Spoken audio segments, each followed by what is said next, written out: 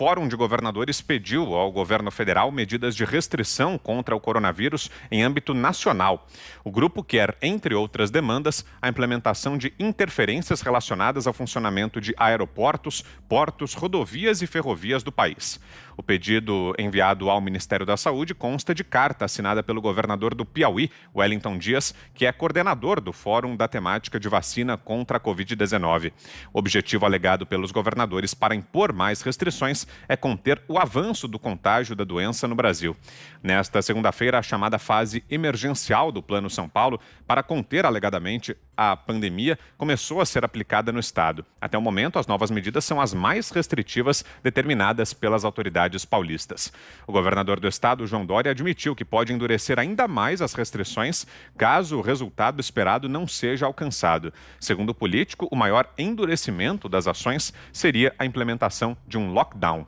Em Curitiba, capital do Paraná, cidade que vive uma restrição severa, a prefeitura conseguiu na justiça a proibição de manifestações no município enquanto durarem as novas ordens de isolamento.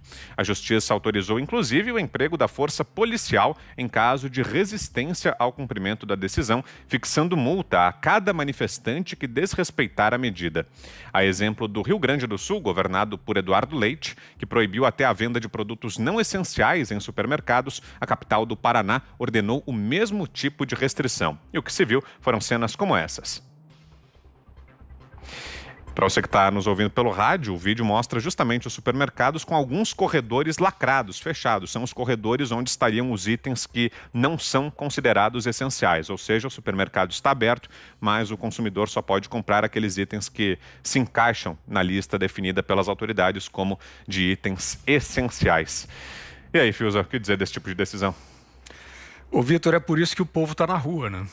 É por isso que o povo está na rua, o povo foi deixado na mão pelas autoridades, o povo está vendo um ajuntamento de governadores para fazer política. Não vamos cansar a beleza do nosso espectador e do nosso ouvinte. Estão fazendo política porque tiveram um ano para provar eficácia de trancamento, não provaram nenhuma eficácia.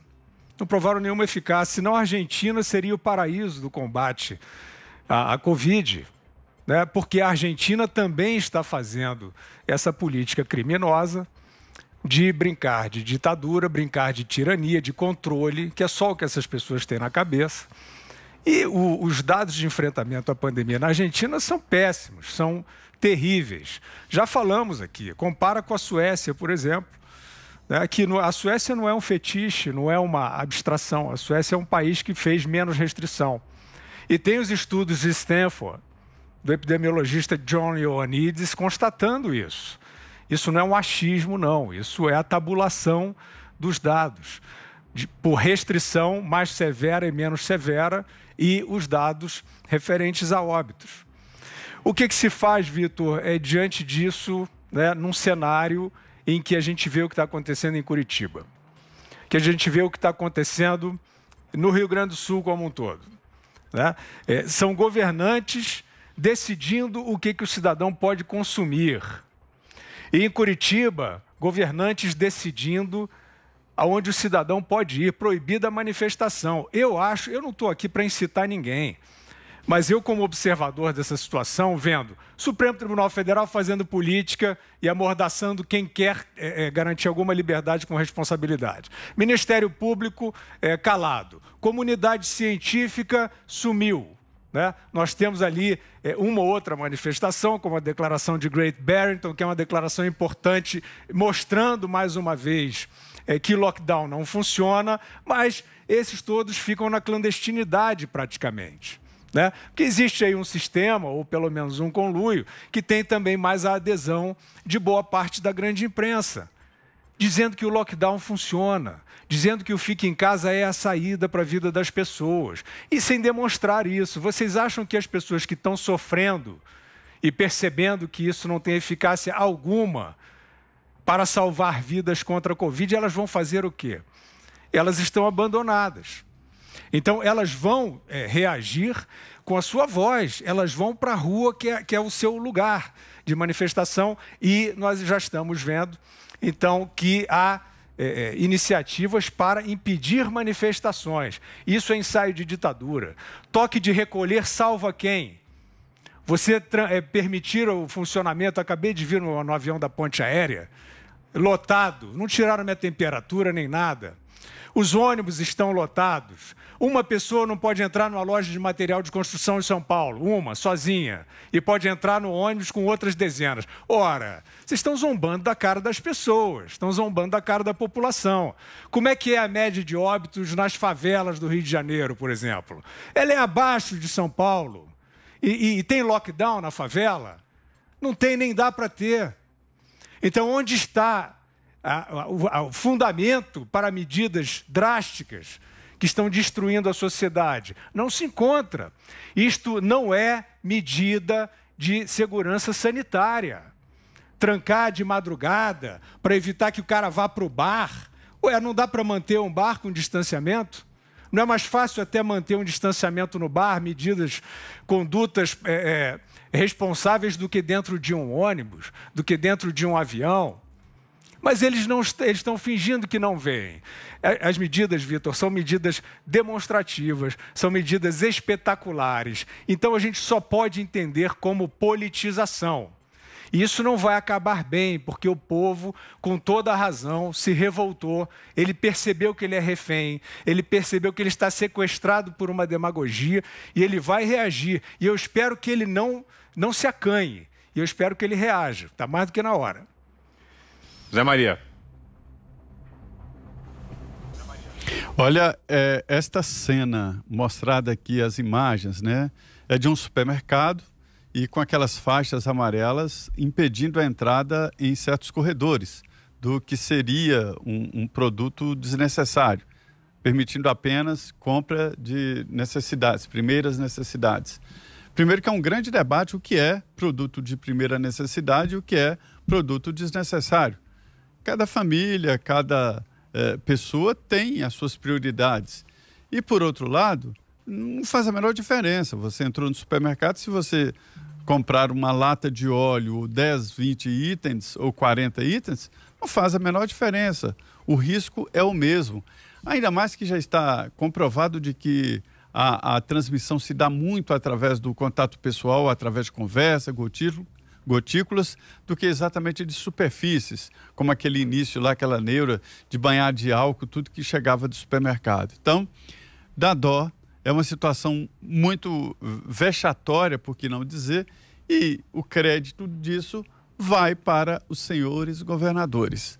Por outro lado, este Fórum dos Governadores, que é coordenado pelo petista do Piauí, o Wellington Dias, está extrapolando. O Wellington Dias não fala em nome dos governadores. O que ele faz é fazer um apanhado do que pensam os governadores e foi criado para uma pauta comum de debates sobre o país e dos governos estaduais, não exatamente para se contrapor ao governo federal. O que a gente está vendo aí desse foro de governadores é que decidiram, né, criar um governo paralelo, mas não estão conseguindo. Fique você esperto. Se conseguisse, esse governador do Piauí já tinha criado um governo paralelo. Um governo paralelo ao governo legalmente estabelecido do presidente Jair Bolsonaro. Se os governadores agora entendem a pressão, sabem que o processo é nacional, a contaminação está correndo solta, está difícil, está morrendo gente em todas as regiões. Vários estados já estão aí com as filas lotadas, fila de espera, o que significa que existem pessoas para serem internadas em UTIs que não existem. E ainda, pessoas morrendo sem assistência médica, o que é muito grave. Por que isso? Porque eles não se atentaram. A pandemia já tem um ano, já está um ano rodando aí. E por que eles não se atentaram e descobriram a seriedade da coisa? Se eles estão querendo agora que o presidente Jair Bolsonaro faça o socorro e crie um grupo nacional, que eles entrem no Supremo e peçam a impugnação, o cancelamento do que eles pediram lá atrás para gerir o país. Quem tem que fazer lockdown é o governante, aliás, eu acho que deve ser o prefeito, que conhece a população, conhece as características de cada cidade. É isso que está acontecendo. Governadores agora querem mandar no presidente Jair Bolsonaro. E a frase é dos governadores, dos secretários estaduais de saúde, dizendo que perderam a paciência e que não querem mais falar com o ministro da Saúde, Eduardo Pazuello. Está na hora do presidente dizer, mas é o que nós temos.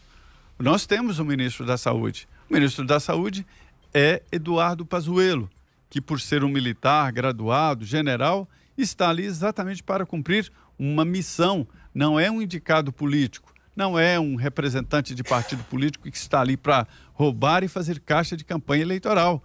É o próprio presidente Jair Bolsonaro que está ali na figura do ministro, que é um general e que cumpre missão do presidente Jair Bolsonaro. É assim que as coisas funcionam, é assim que está sendo feito. Então, assim, os governadores estão agora vendo o que realmente eles deviam ter pensado lá atrás, quando foram ao Supremo tentando levar nas rédeas um governo estabelecido. Mas eu acho que o momento é grave. Está claro que os governadores não foram precavidos, não montaram estrutura e estão em apuros. Tá, dá uma parada, dá uma organizada nacional, mas quem tem que fazer isso e quem tem que organizar esse grupo é o presidente Jair Bolsonaro. Não adianta a pressão de governadores. Constantino. Pois é, Vitor, a pandemia é grave, está numa fase muito ruim e é óbvio que a gente entende a pressão que recai sobre os ombros dos prefeitos e governadores.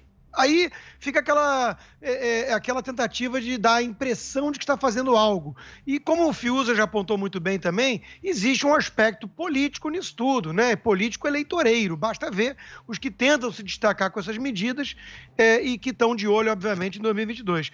Curiosamente, hoje é dia do consumidor, né? Então nós temos a seguinte situação esdrúxula. Os comerciantes agindo de forma amedrontada, como se fossem criminosos, como se fossem traficantes, por exemplo, enquanto que você vai na Cracolândia, ali eles estão atuando como comerciantes legítimos, né? Então, existe uma inversão de papel. Olha, quando a gente fala de produtos essenciais, com essas cenas chocantes de mercados com prateleiras inteiras, lacradas, né? Quem é que vai decidir o que é essencial para o outro? Ou então trabalho essencial, quando a gente sabe que um garçom que trabalha num restaurante, para ele, o trabalho dele é essencial para a sobrevivência dele e da sua família. Então, isso mesmo que a pessoa queira justificar esse tipo de medida por conta da pandemia, o que para mim já é muito debatível, mas é preciso pelo menos acertar a premissa aqui. Isso é planejamento central. Isso é uma medida muito autoritária. E a gente sabe que quando começam com esse tipo de medidas, né, de planejamento central, com a autoridade dizendo o que é não essencial, o que pode ou não vender, que horas pode abrir e funcionar e tudo mais, a gente sabe que esse troço é perigoso. Abrir uma porteira que é difícil de fechar. Então tem muita gente também, né, olhando para o aspecto da liberdade. Eu quero deixar claro aqui o seguinte, a pandemia é grave, mas o que mudou, talvez, seja o fato dela encostar na elite, nos hospitais particulares. Porque quando você fala de risco de falta de leito para alguém que já depende do SUS, que mora na periferia, né, você não está contando nenhuma novidade. Isso é o dia a dia dele desde sempre, basta pesquisar na internet. E aí justificar com base nisso, que ele não vai poder sair para trabalhar e colocar comida na mesa da família de noite, isso é cruel. Isso chega a ser uma insensibilidade realmente ímpar, né? Outro aspecto dessa tirania dos especialistas que assusta é que se você falar que a missão daquele especialista é uma só, evitar o máximo possível, reduzir mortes de Covid e nada mais, né? Acabou. Fala isso para alguém que cuida do trânsito e você vai ver qual é a decisão brilhante que ele vai trazer. Proibir os automóveis. Morrem cerca de 80 pessoas no Brasil por dia por conta de acidentes de trânsito.